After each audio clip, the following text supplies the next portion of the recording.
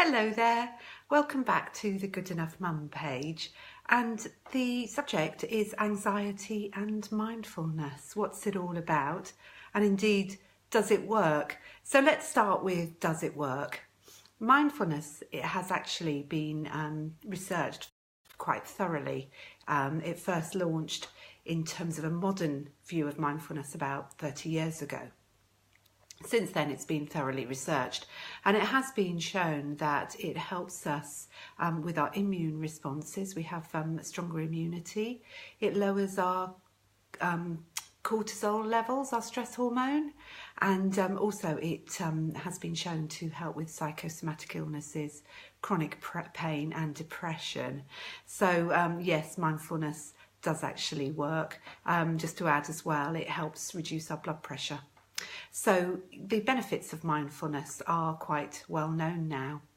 But I said it started in its modern form about 30 years ago, because really mindfulness has been around for thousands of years, especially in terms of Buddhist meditation, and also in terms of things like yoga, where we practice breathing. So although mindfulness has come up in our modern thinking quite recently, in fact, it's been around for thousands of years. And so who am I to knock it? So mindfulness, how do you go about it, and what is it all about? A lot of people say to me that they've tried mindfulness and they're no good at it because their minds wander. But that actually is the whole point of mindfulness.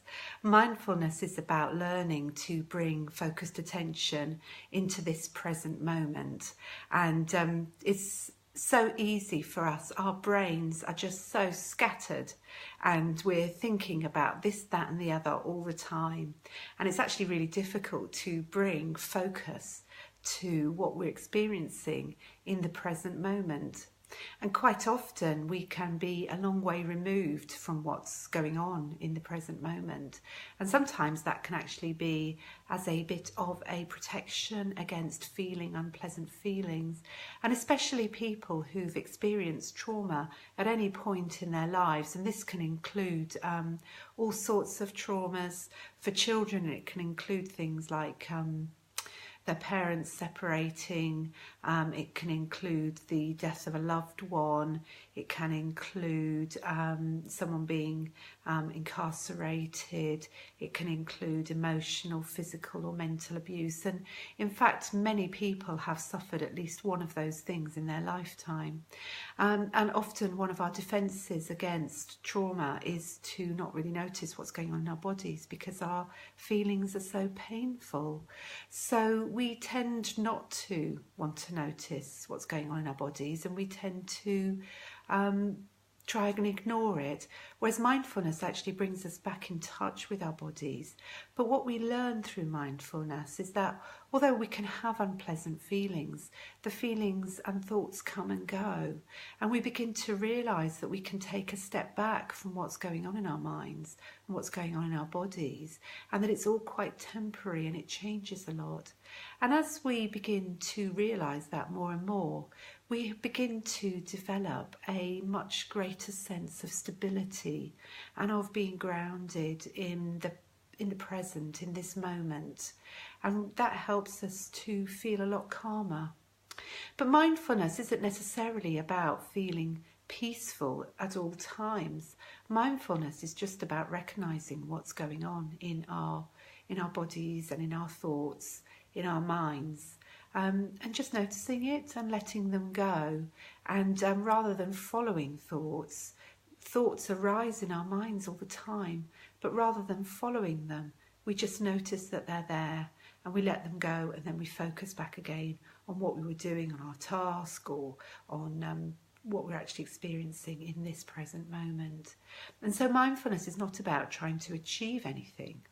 One of the famous sayings is, one of the sort of famous monks, I don't know who it was saying, they do the washing up not to get the dishes clean, but to do the washing up.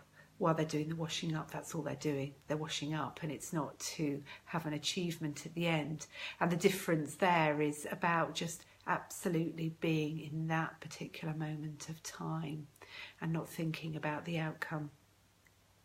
And so those are a few thoughts about mindfulness, and I thought I would let you know how you could establish a mindfulness practice. Personally, I had to go on a mindfulness course because I just haven't got the self-discipline to sit down and do a mindfulness practice by myself, and I found the support of what's called the MBSR, the Mindfulness Based Stress Reduction course. Going along every week for 8 weeks got me established in the practice, and it helped me because I was being held accountable. I knew that I was going to have to turn up at the course each week and talk about how my mindfulness practice had gone, and that really helped to discipline me. So that was the way I went about it. Of course, you can use an app as well. So after I'd done my MBSR, I started using the Headspace app, and that was really helpful. One of the things it's got, which works for me, it might not work for everybody, is a counter, and it tells you how many sort of continuous days you've been meditating for. And although I'm not very good at using it every day at the moment, I'm doing other stuff, it does keep account of the total number of minutes that I've meditated using the Headspace app, which is quite nice. So it's somewhere in the 8,000 mark at the moment, which is quite encouraging. So that's something that I found useful. But there's lots of different apps there, and there's also books. So one of them is Mark Williams' Finding Peace in a Frantic World, and that comes with a CD so that you can listen to the meditations. There's lots of different ways of learning how to practice mindfulness. I'm really happy if anybody wants more information, do feel free to contact me. And just to say that the blog about this will be coming out later in the week, and I explain a bit more about how mindfulness works in that. And that'll be at thegoodenoughmum.com/blog. Thanks so much for listening, and next week I'll be considering another aspect of what can help us deal with anxiety and depression, and I think I'm probably going to be talking about movement. Okay then, take care of yourselves, and I'll see you next week. Bye.